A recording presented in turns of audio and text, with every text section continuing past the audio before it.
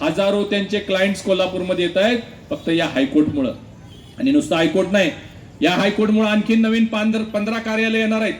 पोलीसचे commissionerate office येणार, विभागीय office येणार, इन्कम टॅक्स ऑफिस येणार, sale tax office, service tax office, post office, BSNL office, ही सगळी नवीन नवीन मोठी मोठी कार्यालय कोल्हापूरमध्ये येणार. हजारो नवीन अधिकारी, शेकडो नवीन कार्यालय, लाखो युवकांना रोजगार या योजनेच्या माध्यमातून कोल्हापूरकरांना मिळणार आहे. कोल्हापूरच्या महालक्ष्मीला 1600 करोड रुपयाचं आता तीर्थक्षेत्र विकास आराखड्याचं काम सुरू केलेलं आहे.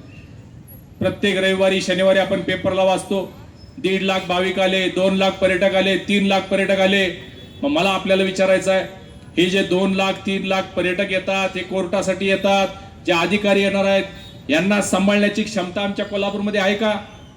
जर 2 लाख लोक येत असतील तर 5-10 हजार गाड्या कोल्हापुरात येतात. 10,000 गाड्या पुरतील एवढे रस्ते आमच्याकडे मोठे आहेत का? तेवढे मोठे आपल्याकडं त्यांच्यासाठी लागणारं पार्किंगची व्यवस्था आहे का? हजारो लोक आले तर त्यांच्यासाठी जेवणासाठी रेस्टॉरंट्स आहेत का? लोक राहायला आले तर लॉजिंगची व्यवस्था आहे का?